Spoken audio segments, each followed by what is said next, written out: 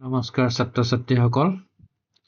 আজি আমি এইটো ভিডিঅ'ত তোমালোকৰ ট্ৰান্সলেশ্যন কৰোঁতে ক'ত অসুবিধা হয় এই বিষয়বিলাক আমি আলোচনা কৰিবলৈ লৈছোঁ। তোমালোকে ভিডিঅ'টি মন দি চাবা বুলি মই আশা কৰিছোঁ। ট্ৰান্সলেশ্যন কৰোঁতে আমাৰ অসমীয়া মাধ্যমৰ ছাত্ৰ ছাত্ৰীবিলাকৰ সাধাৰণতে কি হয়, অসমীয়া ভাষাই আমাৰ ভাষাটোৱে ইংৰাজীলৈ ট্ৰান্সলেশ্যন কৰাত আমাক কিছু অসুবিধাত পেলায়। যে অসমীয়াত কি হয়, কৰ্তাটো আগত বহে, ইংৰাজীটো কৰ্তাটো আগত বহে, সেইটো ঠিক আছে, ছাবজেক্টটো আগত বহে।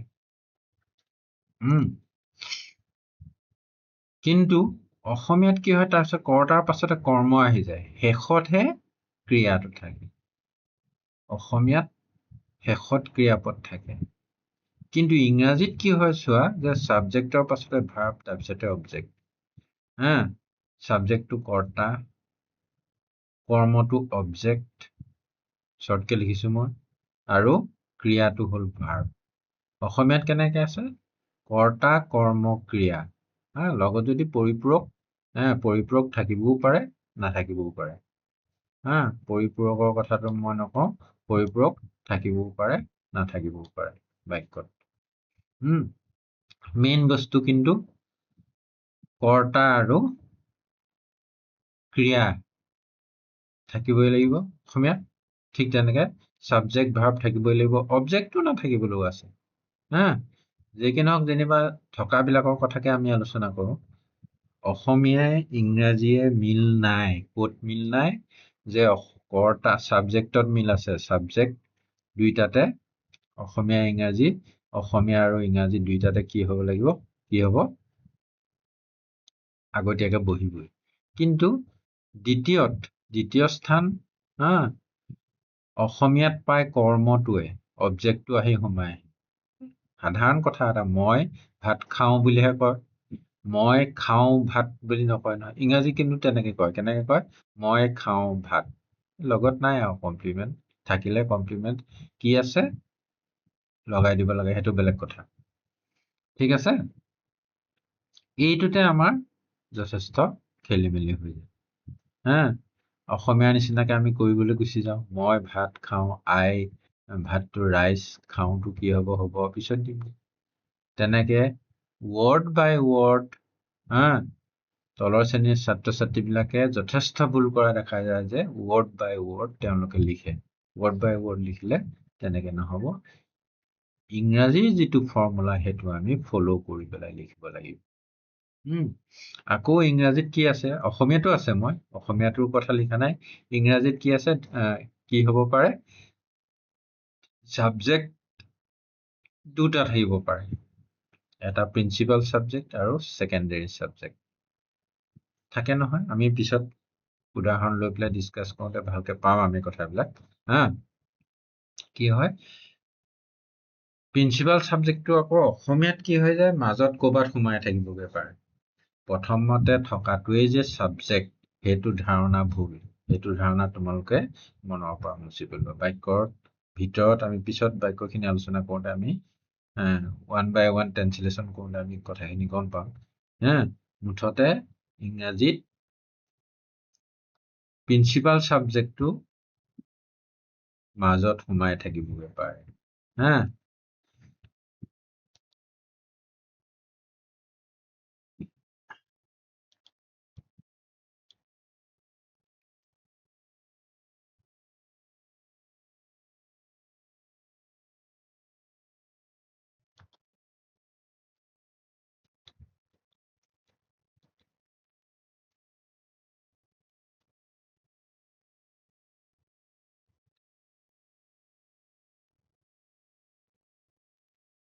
এতিয়া আমি বাক্য এটা লওঁ, তেওঁ গুৱাহাটীলৈ গৈছিল।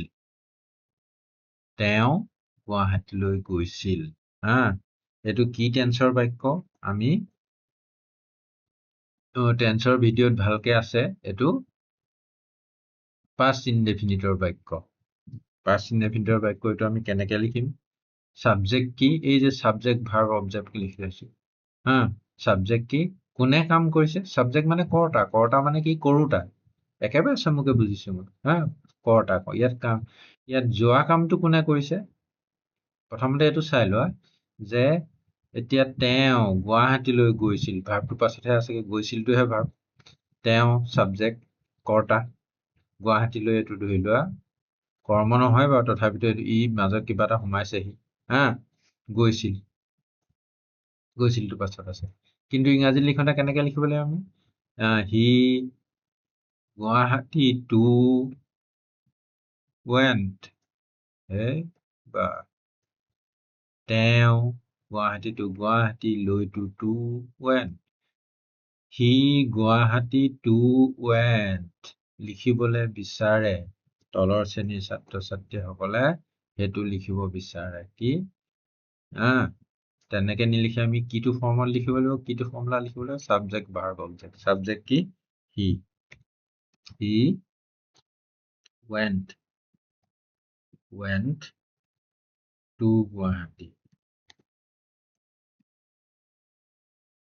কথাটো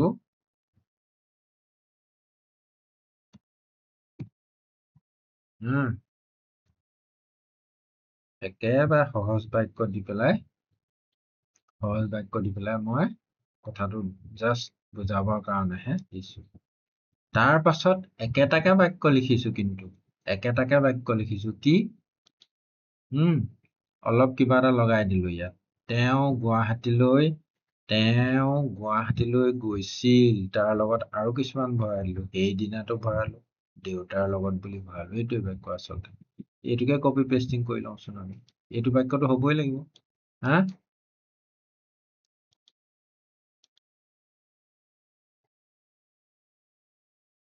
হি ৱেণ্ট টু গুৱাহাটী লিখিবই লাগিব তাৰপিছত এতিয়া থাকি গ'ল কি যিয়ে নাথাকক লাগিলে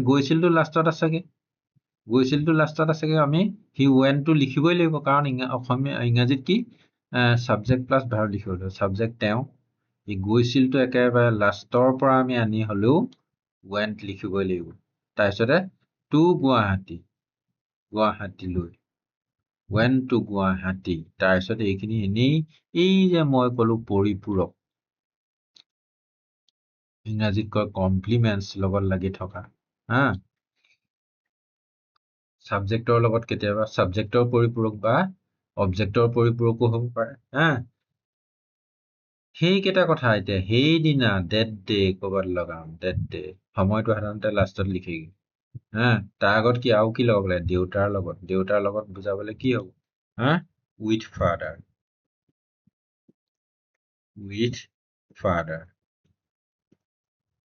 উইথ ফাদাৰ আৰু কি থাকি গৈছে সেইদিনাটো লিখিব লাগে ডেট ডে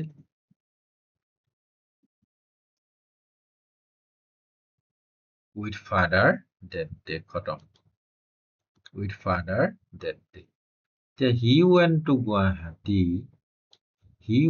গুৱাহাটী কি আছে গতিকে আমি অসমীয়াত এইটো কথা এতিয়া লক্ষ্য কৰিলো নে যে কি লক্ষ্য কৰিলো আমি যে তেওঁ গৈছিল ইংৰাজীত আমি তেনেকে লিখিছো হি গৈছিলটো ৱেণ্টটো আছেগে গৈছিল ইয়াত টানি আনিছো আমি তাৰ ৱেণ্ট এইটোৱেই মেইন বস্তু আচলতে এইকণেই মেইন এইখিনিলৈকে কি হব এইকণতে আমাৰ বাক্যটো সম্পূৰ্ণ বাক্য হব যদি আমি পিছৰকণ নিলিখো এইকণেই আমাৰ সম্পূৰ্ণ বাক্য হৈ যাব হি ৱেণ্ট অৰ্থপূৰ্ণ বাক্য হৈ যাব কিন্তু হি ৱেণ্ট নিলিখি to Guwahati with father date day এইসোপা লিখি থাকিলেও এই দুটা নহলে নহব এইবোৰ কোনো অৰ্থ নাই আছে অৰ্থ কিন্তু সম্পূৰ্ণ অৰ্থ প্ৰকাশ কিন্তু এই দুটাই হি ৱেণ্টে সম্পূৰ্ণ অৰ্থ প্ৰকাশ কৰি দিয়ে he went to Guwahati with father date day তাৰপিছত এইটোও একেই তেওঁ সেইদিনা দেউতাৰ লগত চিকিৎসা কৰিবলৈ আগৰটোৰ লগত এইটো লগাইছো মাত্ৰ আগৰটোৰ লগত কি লগাইছো চিকিৎসা কৰিবলৈ এইটো লগাইছো হা এইটোৰ লগত তেতিয়াহ'লে আমি এইটোকে হেৰি কৰোঁচোন ট্ৰেন্সলেশ্যন কৰোঁচোন কোনটো ট্ৰেন্সলেশ্যন কৰোঁ আমি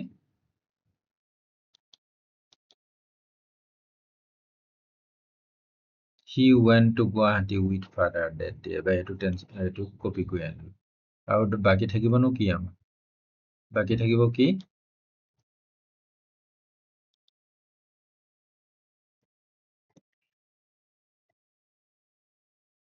কি হ'ল ইয়াত তেওঁ গৈছিলটো টানি আনিলোঁ গুৱাহাটীলৈ টু গুৱাহাটী হা টু গুৱাহাটী দেউতাৰ লগত ডেট ডে সেই পৰ্যন্ত আছে হা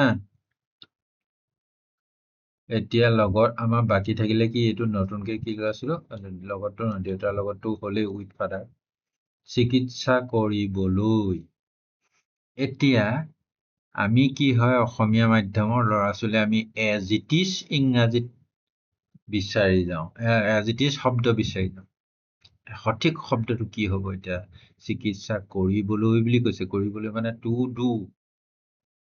ডু তেনেকে হ'লেহে কৰিবলৈ হ'ব টু গো যাবলৈ টু প্লে খেলিবলৈ টু ডু ট্ৰিটমেণ্ট তেনেকে লিখাতকৈ আমাৰ কিমান সহজ কথা আছে ফৰ ট্ৰিটমেণ্টৰ কাৰণে মানে কি ট্ৰিটমেণ্টৰ কাৰণে মানে কি ট্ৰিটমেণ্টৰ কাৰণে মানে কি হ'ল ট্ৰিটমেণ্টৰ কাৰণে মানে চিকিৎসা কৰিবলৈ ট্ৰিটমেণ্টৰ কাৰণে যোৱা আৰু চিকিৎসা কৰিবলৈ যোৱা কথা একেটাই হয়নে নহয় সেইকাৰণে শ্বৰ্টলি আমি ৱৰ্ড বাই ৱৰ্ড মিলিব লাগিব বুলি আমাৰ কথা নাই ৱৰ্ড বাই ৱৰ্ড মিলিব লাগিব বুলি কথা নাই মুঠতে বস্তুটো মূল তত্ত্বটো সোমালেই হ'ল ফৰ ট্ৰিটমেণ্ট বুলি আমি মাজতে যদি লগাই দিওঁ TREATMENT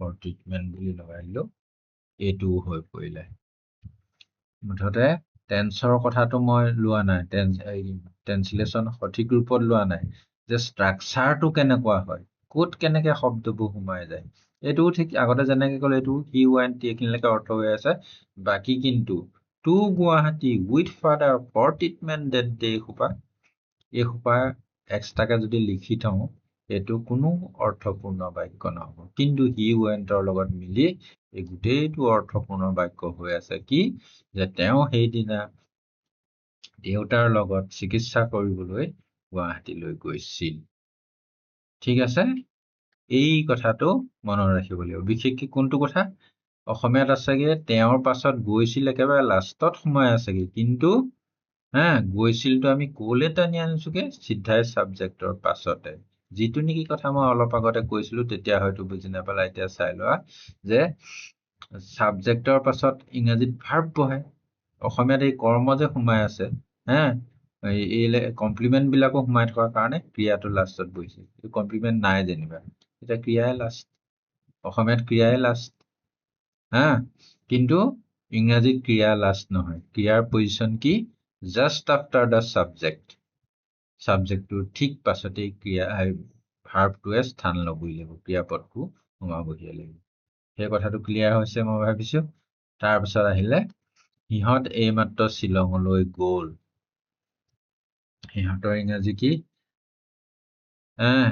কাৰোবাৰ যদি খেলি মেলি আছে মই এইকেইটা কথা লিখিছো চাবা দেই ইংৰাজীত এটা শব্দ মাত্ৰ ইউ সেইটোৱে বুজোৱা শব্দখিনি চোৱাচোন তুমিও হয় তোমালোকো হয় তয়ো হয় তহঁতো হয় আপুনিও হয় আপোনালোকো হয় অশব্দ মাত্ৰ এটা অসমীয়া অৰ্থ তাৰ কেইটা অসমীয়া অৰ্থ তাৰ বিশাল কেইটা আছে এটা দুটা তিনিটা চাৰিটা পাঁচটা ছটা ছটা অৰ্থ আছে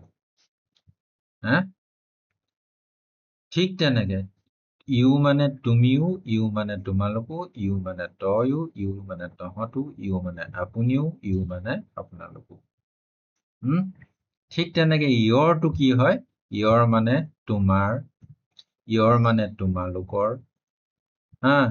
ইয়ৰ মানে তোৰ ইয়ৰ মানে তহঁতৰ ইয়ৰ মানে আপোনাৰ ইয়ৰ মানে আপোনালোকৰ ইয়ৰো তেনেকে এই 6টা মিনিং আছে এইটো কথা মনত ৰাখিবা ঠিক তেনেকে ডেটোৱে টুইচাৰ্থত ক'লে সিহঁত আৰু মাইনাৰ্থত ক'লে মাইনৰ অৰ্থত ক'লে মানে তেওঁলোক দেও দুটা আছে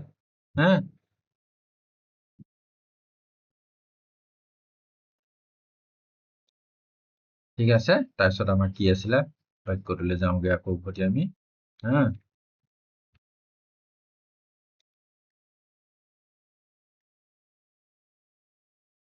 সিহঁত এইমাত্ৰ শ্বিলঙলৈ গ'ল প্ৰেজেন্ট পাৰফেক্টৰ বাক্য টেন্সত যদি খেলি মেলি আছে টেন্সৰ ভিডিঅ' চাই থাকিবা চাই ল'বা ভালকে আকৌ এবাৰ নুবুজিলে বাৰে প্ৰতি চাবা সিহঁতটো ইংৰাজী জানো কোনে কাম কৰিছে ছাবজেক্ট যে আমি বাছি আনিব লাগিব এই যোৱা কামটো কোনে কৰিছে গ'ল কোনে কৈছে সিহঁতে কৈছে ডেটো ছাবজেক্ট হ'বই ডে এতিয়া প্ৰেজেন্ট পাৰফেক্ট কাৰণে হেভ হেজ লাগিব ডে লগত কি বহে হেভ বহে they have প্ৰেজেন্ট পাৰফেক্টত ভাৰ্বটো ভিথি লাগে গান they have gone সিহঁত গ'লটো হৈ গ'ল এতিয়া they have gone লিখিলো কিন্তু হৈছেগে কি আমাৰ সিহঁত গ'ল বাকী আছে এইমাত্ৰ শ্বিলঙলৈ এই মাত্ৰাটো আগ ধৰি লাগিব নে শ্বিলঙলৈ আগ ধৰি লাগিব সেইটো চাবা সেইটো অভ্যাসৰ কথা they have gone to শ্বিলঙলৈতো আগ ধৰি লাগে to শ্বিলং to শ্বিলং আৰু কি আছেগে এই মাত্ৰাটো আছে just now এই মাত্ৰা হৈ গ'ল they have gone to Shillong just now ঠিক আছে তাৰপিছত তোমালোকে কাজিৰঙা দেখিছানে এই কুৱেশ্যন মাৰ্ক লাগি গ'ল তোমালোকে কাজিৰঙা দেখিছানে কি হ'ব তোমালোকে কাজিৰঙা দেখিছানে কি হ'ব কি টেন্সৰ বাক্য এই এনেকুৱা বাক্যবিলাক কি হয় দেখিছানে খাইছানে গৈছানে পঢ়িছানে শুনিছানে সব প্ৰেজেন্ট পাৰফেক্টৰ হয় ইন্টাৰগেটিভ সেন্টেন্স কাৰণে কি হয়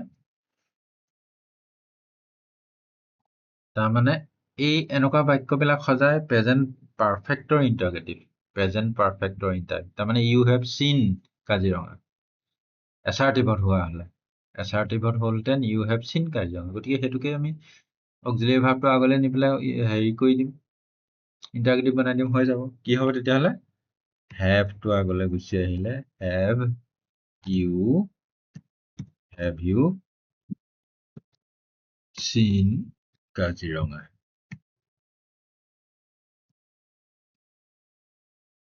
Have you seen Kaziranga question mark বস তাৰমানে you have seen কাজিৰঙা তেতিয়া question mark দিব নোৱাৰিলে তোমালোকে কাজিৰঙা দেখিলা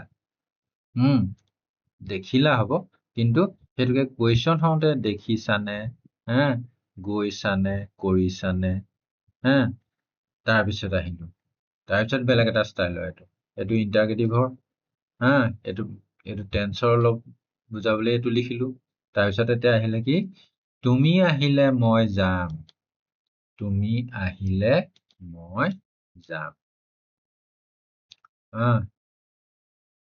তুমি আহিলে মই যাম কি হ'ব কুৱেশ্যন মাৰ্কটো ক'ত থাকি গৈছিলে আমাৰ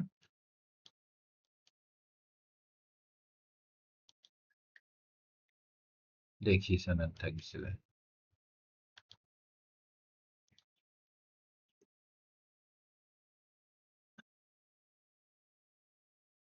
এই যে মই আৰু এটা ফৰ্মুলা লিখিছিলো তলত যে কেতিয়াবা সাবজেক্ট দুটা থাকিব পাৰে এতিয়া মই এটা কাম কৰিছে ইয়াত হয়নে তুমি অহা তুমিটো সাবজেক্ট তুমিয়ে কি কাম কৰিছে অহা কামটো কৰিছে মই কি কৰিছো মই যাম ইয়াত এতিয়া কোনটো সাবজেক্ট মেইন বুলিও কৈছো প্ৰিন্সিপাল বুলিও কৈছো সেকেন্ডাৰী বুলিও ক'ব পাৰি অৰ্ডিনাৰী বুলিও ক'ব পাৰি মই মনত যিটোকে আহে সেইটোকে তাৰমানে মেইন প্ৰিন্সিপাল একে কথা, সেকেন্ডাৰী অৰ্ডিনাৰী এক্সট্ৰা একে কথা।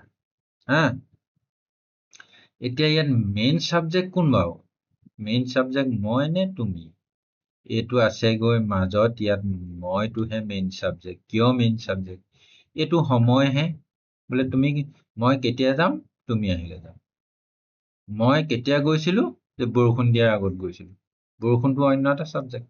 হা, বৰষুণটো বোলে মই কেতিয়া গৈছিলো? তুমি অহাৰ আগত গৈছিলো। হা, সেইটো তুমি অহাটো সময়টো, গতিকে মেইন সাবজেক্ট হ'ব আই। এতিয়া চোৱাচোন, আমাৰ ধাৰণা এটা বদলি কৰিব লাগিব। আমি কি প্ৰথমত দেখাটোৱে আমি সাবজেক্ট বুলি ধৰি ললে নহয়।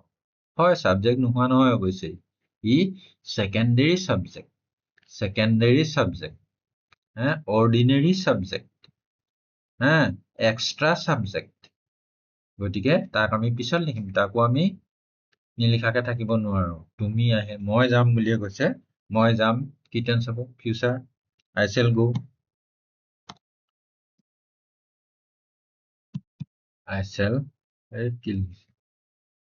I shall go, মই যামটো হ'ল। তুমি আহিলে, এই তুমি আহিলেতো কেনেকে হ'ব? ইয়াত যদিও ইয়াত ইফটো নাই, এইটো চৰ্ত হয়নে নহয়? মই কেতিয়া যাম? মই কোনটো চৰ্তত যাম? তুমি আহা যদি যাম। যদিও ইয়াত যদিটো নাই, যদিটো সোমাই আছিলে নাই। এই তেনেকুৱা কেছবিলাকত আমাৰ গণ্ডগোল হয়, সেইকাৰণে এইটো এনেকুৱা বাক্য লৈছো। তাৰপিছতে আৰু অলপ আছিলে কি, এই যে চিকিৎসা কৰিবলৈ বুলি কৈছিলো, কিন্তু লিখা নাই আমি চিকিৎসা। ইংৰাজীত আচলতে যদি আমি একেবাৰে এজ ইট ইজ আছামিজলৈ অনুবাদ কৰিবলৈ যাওঁ, ফৰ ট্ৰিটমেণ্ট বুলি লিখিছো নাই? এতিয়া ফৰ ট্ৰিটমেণ্ট বুলি যদি অৰ্থটো শুনো, চিকিৎসাৰ কাৰণেহে হ'ব। চিকিৎসাৰ কাৰণে যোৱা মানে চিকিৎসা কৰিবলৈ যোৱা একেটা কথাই হয়নে নহয়? এইটো লিখোতে বেছি শুৱলা হৈছে, সেইটো লৈছো। এইটো কেছ আৰু এইটো কেছত কি কৈ আছো যে ইয়াত ক'ত যদি আছে নাই, তথাপি আমি যদি if you come, if you come,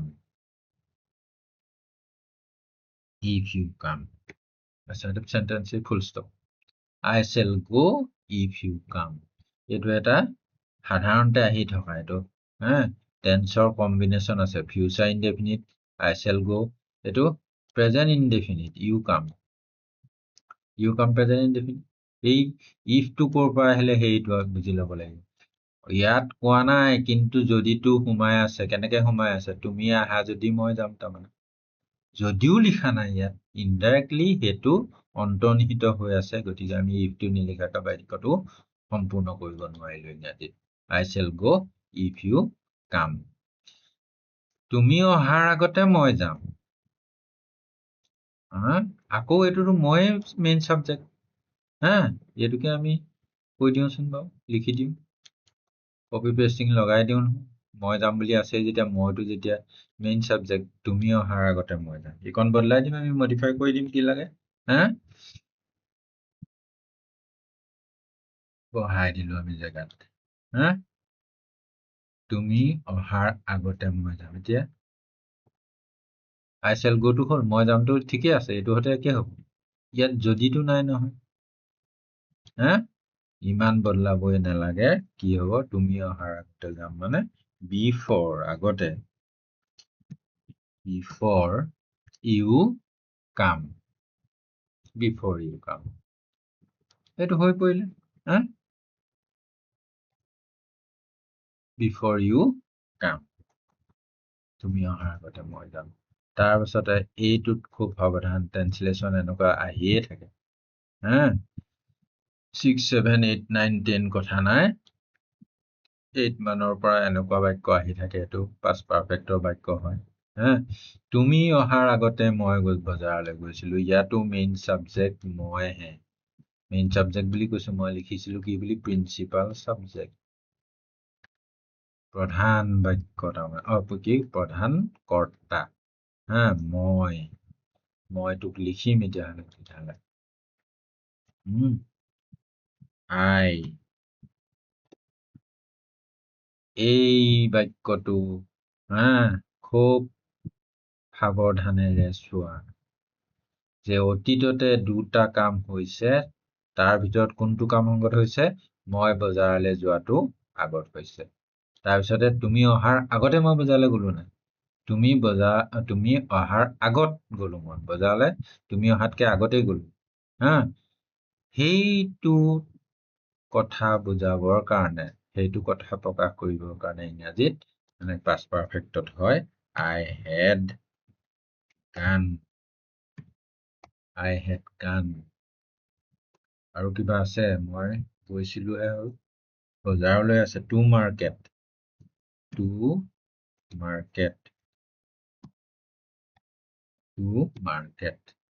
তাৰপিছত আৰু কি লগাবলৈ আছে মই বজাৰলৈ গৈছিলো হ'ল কেতিয়া গৈছিলো এইটো আগতে হা before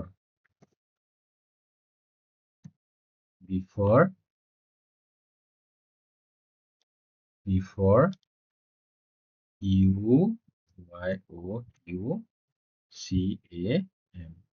before you came এতিয়া চোৱা I had gone present perfectৰ ফৰ্মুলা মতে হৈছে subject plus had plus V3 গানটো V3 you came কি টেন্সত হৈছে you came কি টেন্সত হৈছে হা you came কি টেন্সত হৈছে past indefinite এই প্ৰেজেন্ট পাৰফেক্টৰ বাক্যত past indefiniteৰ বাক্য এটা যিটো নেকি অৰ্ডিনাৰী সাবজেক্ট সেকেন্ডাৰী সাবজেক্ট হেতুত কি টেন্সত বহে past indefiniteত বহে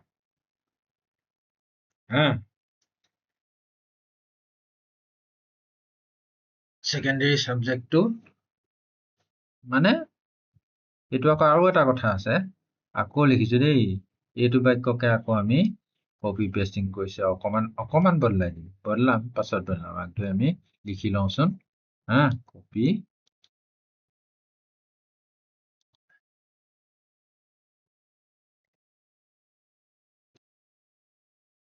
এই আগতটো কাটি পেলাই আমি পাছত বুলি লিখিম আগতটো কাটি পেলাই আমি কি লিখিম পাছত বুলি লিখিম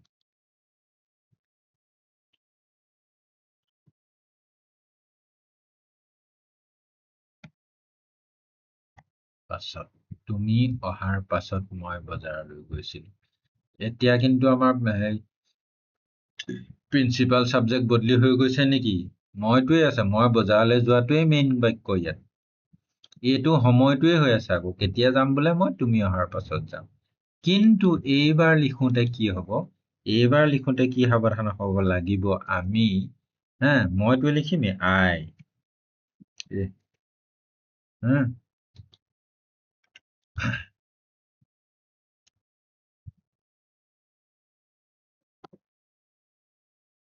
I I went to market কেলে লিখিবি after এবাৰ AFTER after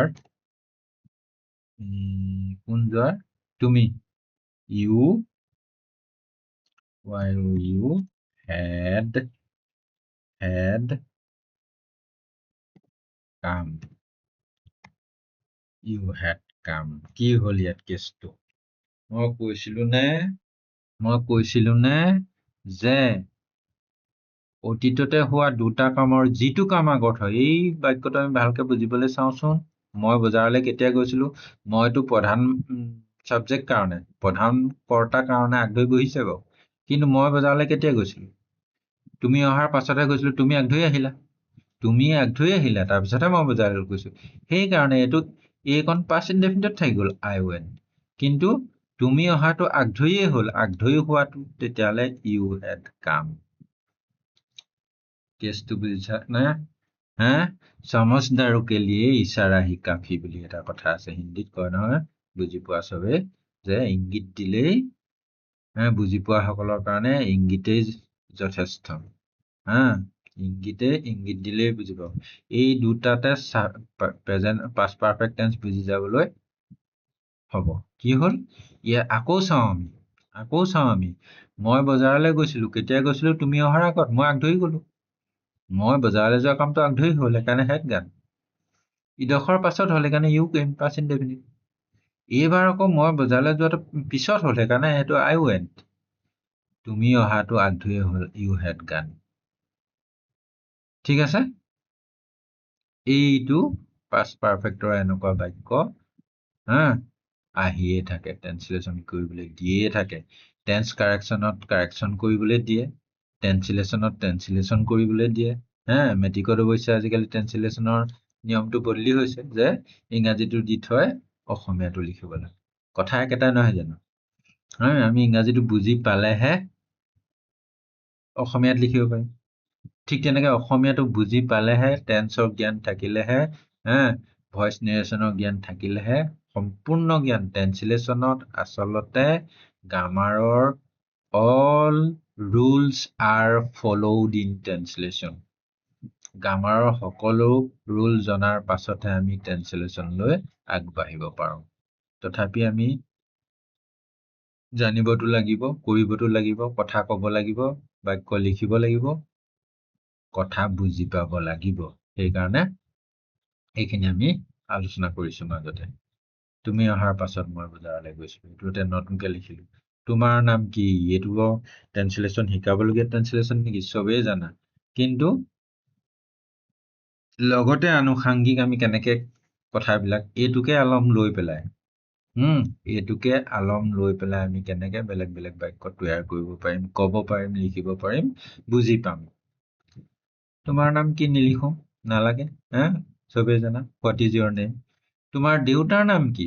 what is your father's name? শ্বৰ্টকে তেনেকেও লিখে।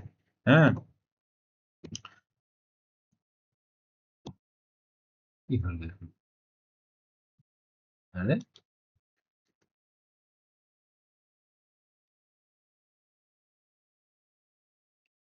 হোৱাট কেপিটেল লাগিছিলে, লিখা নাই আৰু সেইটো is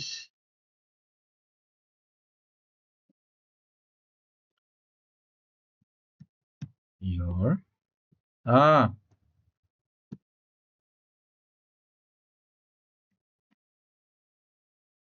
father's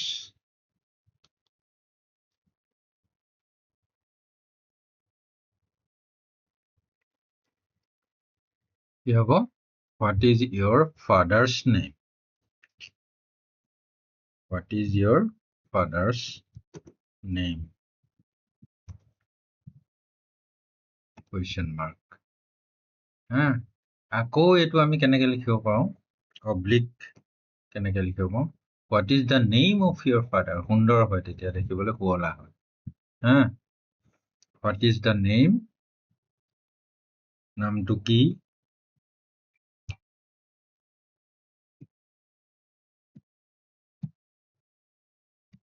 What is the name